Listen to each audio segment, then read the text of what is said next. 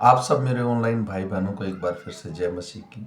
परमेश्वर के दया और अनुग्रह से उसने हमें सही सलामत रखा, एक बार फिर से मिलने को मौका दिया, इसके लिए धन्यवाद करेंगे। आइए आंख बंद कीजिए। जितने मेरे बहन भाई ऑनलाइन इस वचन को सुने, हम प्रार्थना करेंगे ताकि हम पवित्र आत्मा पाकर इस वचन को सुन और समझ सकें। धन्यवाद मेरे जीवित परमेश्वर, हे करुणा निधान, हे तारणहारे, हे जगत के पालनहारे, तेरे पवित्र नाम को धन्यवाद करते हैं प्रभु। हम सबको पवित्र आत्मा दे प्रभु। जितने लोग प्रभु जी ऑनलाइन इसे सुन रहे हैं प्रभु, आज प्रभु जी वो आत्मा में मसा कर सकें प्रभु जी। जैसे प्रभु जी प्रेरितों के काम में मेरे राजा यूहन्ना और पतरस प्रभु सुंदर फाटक के पास होकर मंदिर में प्रार्थना करने के लिए जा रहे थे प्रभु, और एक लंगड़े भिखारी को देखा प्रभु और उसे हाथ बढ़ाकर उठाया और प्रभु उस लंगड़े को चंगा कर दिया। इसी तरह प्रभु हमें भी सामर्थ से भर दे प्रभु। हम 24 घंटे तेरे पवित्र आत्मा से भरे रहें मेरे राजा प्रभु। वो मंदिर में जाते वक्त इतने आत्मा से परिपूर्ण थे प्रभु। प्रत्येक जन जो ऑनलाइन मेरा बहन भाई इस प्रार्थना को सुने प्रभु जी, तो उसकी सुधि लेना प्रभु जी। वो किसी तरह के संकट में हो प्रभु, आशीषित करना मेरे राजा, उसके हृदय छू लेना प्रभु, ताकि ये वचन मेरे राजा हमारे हृदय में काम करने पाए प्रभु तेरा वचन कहता है किसी को भजन संगीता में भजनकार कहता है प्रभु, किसी को घोड़ों का सहारा, किसी का रथों का सहारा, किसी को व्यक्तियों का सहारा। प्रभु हम तो तेरी बाट जो होते हैं प्रभु, ताकि तू हमारी सुधि ले सके मेरे खुदावन प्रभु। इस वचन को पढ़ने और सुनने और समझने के लिए हमें बल दे मेरे राजा, पवित्र आत्मा दे, ताकि हम पूर्ण आत्मा क्यों मैं होके तेरा वचन सुन सकें। सारा आदर सारी महिमा तुझे देते हुए, सब कुछ तेरे बलवंत हाथों में सौंपते हुए, छोटी सी विनती तेरे प्यारे बेटे मेरे उद्धार करता यीशु नासरी के नाम से मांगकर पा लेते हैं पिता, आमीन। आइए आज हम शाम का वचन पढ़ेंगे। आज तारीख है 10/2/2025 और हम पढ़ेंगे लव्य व्यवस्था की पुस्तक 8, 9 और 10 अध्याय। इसके पढ़े और सुने जाने पर प्रभु की आशीष हो। फिर यहोवा ने मूसा से कहा, तू हारून और उसके पुत्रों के वस्त्र और अभिषेक का तेल और पाप बलि के बछड़े और दोनों मेंढों और अखमीरी रोटी की टोकरी को मिलाप वाले तंबू के द्वार पर ले आ, और वहीं सारी मंडली को इकट्ठा कर। यहोवा की इस आज्ञा के अनुसार मूसा ने किया और मंडली मिलाप वाले तंबू के द्वार पर इकट्ठा हुई। तब मूसा ने मंडली से कहा, जो काम करने की आज्ञा यहोवा ने दी है वह यह है। फिर मूसा ने हारून और उसके पुत्रों को समीप ले जाकर जल से नहलाया। तब उसने उसके अंगरखे पहनाए और कटीबंध लपेट कर बागा पहना दिया और एपोद लगाकर एपोद के कढ़े हुए पट्टे और एपोद को बांधकर कस दिया। और उसने चपरास लगाकर चपरास में उरीम और तुरीम रखा गया। तब उसने उसके सिर पर पगड़ी बांधकर पगड़ी के सामने सोने के टीके को अर्थात पवित्र मुकुट को लगाया, जिस प्रकार यहोवा ने मूसा को आज्ञा दी थी। तब मूसा ने अभिषेक का तेल लेकर निवास का और उसमें से जो कुछ था उन सब का भी अभिषेक करके उन्हें पवित्र किया।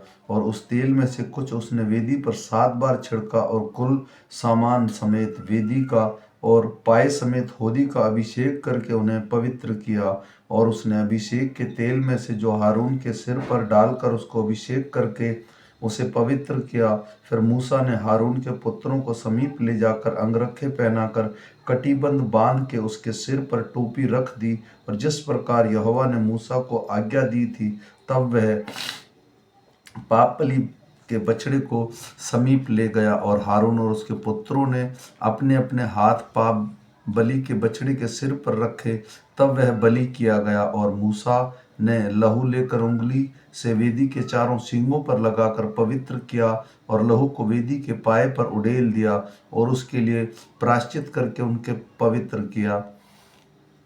और मूसा ने आंतड़ियों पर और सब चर्बी और कलेजे के ऊपर की झिल्ली और चर्बी समेत दोनों गुर्दों को लेकर वेदी पर जलाए, परंतु बछड़े में से कुछ शेष रह गया, उसके अर्थात गोबर समेत उसकी खाल और मांस को उसकी छावनी के बाहर आग में जलाया, जिस प्रकार यहोवा ने मूसा को आज्ञा दी थी। फिर उसने होमबलि के मेढ़े को समीप ले गया और हारून और उसके पुत्रों ने उसके अपने हाथ मेंढे के सिर पर रखे, तब वह बलि किया गया और मूसा ने उसका लहू वेदी पर चारों ओर छिड़का। तब मेढा टुकड़े टुकड़े किया गया और मूसा ने सिर और चर्बी समेत टुकड़ों को जलाया। तब आंतड़ियां और पांव जल में धोए गए और मूसा ने पूरे मेंढे को वेदी पर जलाया और वह सुखदायक सुगंध देने के लिए होमबलि और यहोवा के लिए हव्य हो गया, जिस प्रकार यहोवा ने मूसा को आज्ञा दी थी। फिर वह दूसरे मेंढे को, जो संस्कार का मेंढा था, समीप ले गया और हारून उसके पुत्रों ने उसको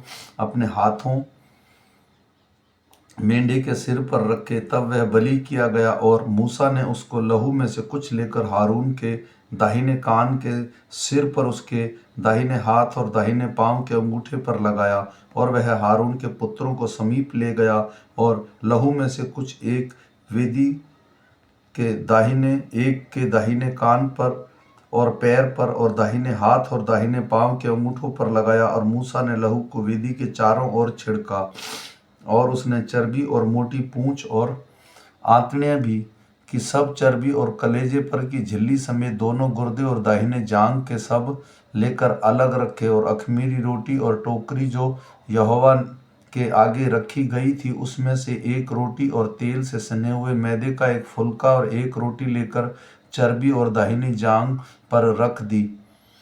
और ये सब वस्तुएं हारून के उसके पुत्रों के हाथों में धर दी गई और हिलाने की भेंट के लिए यहोवा के आगे हिलाई गई। तब मूसा ने उन्हें फिर उनके हाथों से लेकर वेदी पर होमबलि के ऊपर जलाया और सुखदायक सुगंध देने के लिए संस्कार की भेंट और यहोवा के लिए हव्य था। तब मूसा ने छाती को लेकर हिलाने की भेंट के लिए यहोवा के आगे हिलाया और संस्कार के मेढ़े में से मूसा का भाग यही हुआ, जैसे यहोवा ने मूसा को आज्ञा दी थी। तब मूसा ने अभिषेक का तेल और वेदी पर लहू दोनों में से कुछ लेकर हारून और उसके वस्त्रों पर, उसके पुत्रों और उसके वस्त्रों पर छिड़का और उन वस्त्रों समेत हारून को भी पवित्र किया। तब मूसा ने हारून और उसके पुत्रों से कहा, मांस को मिलाप वाले तंबू के द्वार पर पकाओ और उस रोटी को जो संस्कार की टोकरी में है वहीं खाओ, जैसे मैंने आज्ञा दी कि हारून और उसके पुत्र भी खाएं। और मांस और रोटी में से जो शेष रह जाए उसे आग में जला देना। और जब तक तुम्हारे संस्कार के दिन पूरे ना हो तब तक, अर्थात 7 दिन तक मिलाप वाले तंबू के द्वार बाहर न जाना, क्योंकि वह 7 दिन तक तुम्हारा संस्कार करता रहेगा। जिस प्रकार आज किया गया है वैसे ही करने की आज्ञा यहोवा ने दी है, जिससे तुम्हारा प्रायश्चित किया जाए। इसलिए तुम मिलाप वाले तंबू के द्वार पर 7 दिन तक रात ठहरे रहना और यहोवा की आज्ञा को मानना, ताकि तुम मर ना जाओ, क्योंकि ऐसी ही आज्ञा मुझे दी गई है। तब यहोवा कि इन्हीं सब आज्ञाओं के अनुसार जो उसने मूसा को दी थी कि हारून और उसके पुत्रों ने किया। 8वें दिन मूसा ने हारून और उसके पुत्रों को और इजरायली पुरानियों को बुलाकर हारून से कहा, पाप बलि के लिए एक निर्दोष बछड़ा और होम बलि के लिए एक निर्दोष मेंढा लेकर यहोवा के सामने चढ़ा। और इजरायलियों से यह कह, तुम पाप बलि के लिए एक बकरा और होम बलि के लिए एक बछड़ा और भेड़ का बच्चा लो, जो 1 वर्ष के और निर्दोष हो। और मेल बलि के लिए यहोवा के सम्मुख चढ़ाने के लिए एक बैल और एक मेंढा और तेल से सने हुए मैदे और एक अन्न भी ले लो, क्योंकि आज यहोवा तुमको दर्शन देगा। और जिस जिस वस्तु की मूसा ने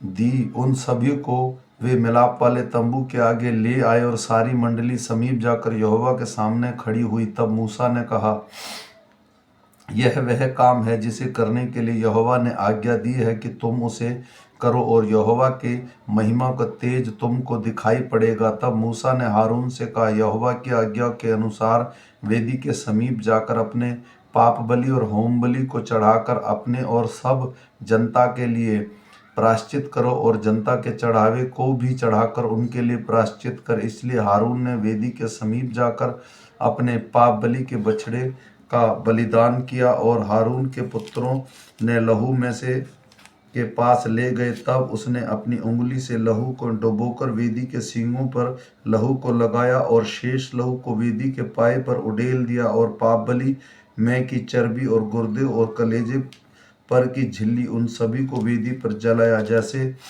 यहोवा ने मूसा को आज्ञा दी थी और मांस और खाल को उन्होंने छावनी के बाहर आग में जलाया। तब होम बलि पशु और बलिदान किया और हारून के पुत्रों ने लहू को उसके हाथ में और उसके वेदी पर चारों ओर छिड़क दिया। तब उन्होंने होम बलि के टुकड़े टुकड़े करके सिर सहित उसके हाथ में दे दिया और उसको वेदी पर जला दिया और उनकी आंतने और पाँव को धोकर वेदी पर होम बलि के ऊपर जलाया।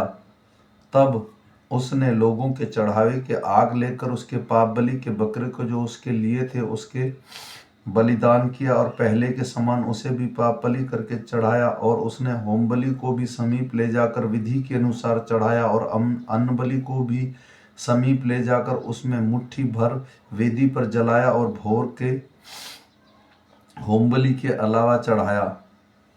बैल और मेंढा अर्थात जो मेल बलि पशु जनता के लिए थे वे भी बलि किए गए और हारून के पुत्रों ने लहू को उसके हाथ में दिया और उसको वेदी पर चारों ओर छिड़क दिया। और उन्होंने बैल की चर्बी को और मेंढे और मोटी पूंछ को और जिस चर्बी से आंतड़ियां ढपी रहती हैं उनको और गुर्दों समेत कलेजे के ऊपर झिल्ली को भी उसके हाथ में दिया। और उन्होंने चर्बी को छातियों पर रखा और उसके चर्बी वेदी पर जलाई, परंतु छातियां और दाहिनी जांग को हारून ने मूसा की आज्ञा के अनुसार हिलाने की भेंट के लिए यहोवा के सामने हिलाया। तब हारून ने लोगों की ओर हाथ बढ़ाकर उन्हें आशीर्वाद दिया और पाप बलि होम बलि और मेल बलि को चढ़ाकर वह नीचे उतर आया। तब मूसा और हारून मिलाप वाले तंबू में गए और निकलकर लोगों को आशीर्वाद दिया। तब यहोवा का तेज सारी जनता को दिखाई दिया और यहोवा के सामने से आग निकली और चर्बी समेत होम बलि की वेदी पर भस्म कर दिया। इसे देखकर जनता ने जय जयकार का नारा लगाया और अपने अपने मुंह के बल गिरकर दंडवत किया। तब नाबाद और अबीहू नामक हारून के दो पुत्रों ने अपना अपना धूपदान लिया और उसे आग भरी और उसमें धूप डालकर और उसे ऊपरी आग को और आज्ञा जिसकी आज्ञा यहोवा ने दी थी यहोवा के सम्मुख अर्पित किया। तब यहोवा के सम्मुख से आग निकली और दोनों को भस्म कर दिया और वे यहोवा के सामने मर गए। तब मूसा ने हारून से कहा, यह वही बात है जिसे यहोवा ने कहा था कि जो मेरे समीप आए अवश्य वह मुझे पवित्र जाने और सारी जनता के सामने मेरी महिमा करे। और हारून चुप रहा। तब मूसा ने मिशाएल और एल्फान को जो हारून के चाचा उज्जेल के पुत्र थे बुलाकर कहा, निकट आओ और अपने भतीजे को पवित्र स्थान के आगे से उठाकर छावनी के बाहर ले जाओ। मूसा की इस आज्ञा के अनुसार वे निकट जाकर उसके अंगरखे सहित उठाकर छावनी के बाहर ले गए। तब मूसा ने हारून और उसके पुत्र एलीजेपर और एलीआजर और इतामार से कहा, तुम लोग अपने सिरों के बाल मत बिखराओ और ना अपने वस्त्रों को फाड़ो, ऐसा ना हो कि तुम भी मर जाओ। और सारी मंडली पर उसका क्रोध भड़क उठे। परंतु वह इज़राइल के कुलों और घराने के लोगों जो तुम्हारे भाई बंधु हैं यहोवा की लगाई हुई आग पर विलाप करें। और तुम लोग मिलाप वाले तंबू के द्वार के बाहर ना जाना, ऐसा ना हो कि तुम भी मर जाओ, क्योंकि यहोवा के अभिषिक्त का तेल तुम पर लगा हुआ है। मूसा के इन वचनों के अनुसार उन्होंने किया। फिर यहोवा ने हारून से कहा, जब जब तू तेरे पुत्र मिलाप वाले तंबू में आए तब तुम में से कोई ना तो दाख मधु पिए और ना किसी प्रकार का मद्य, कहीं ऐसा ना हो कि तुम मर जाओ। तुम्हारी पीढ़ी पीढ़ी में यह विधि प्रचलित रहे, जिससे तुम पवित्र और अपवित्र में और शुद्ध और अशुद्ध में अंतर कर सको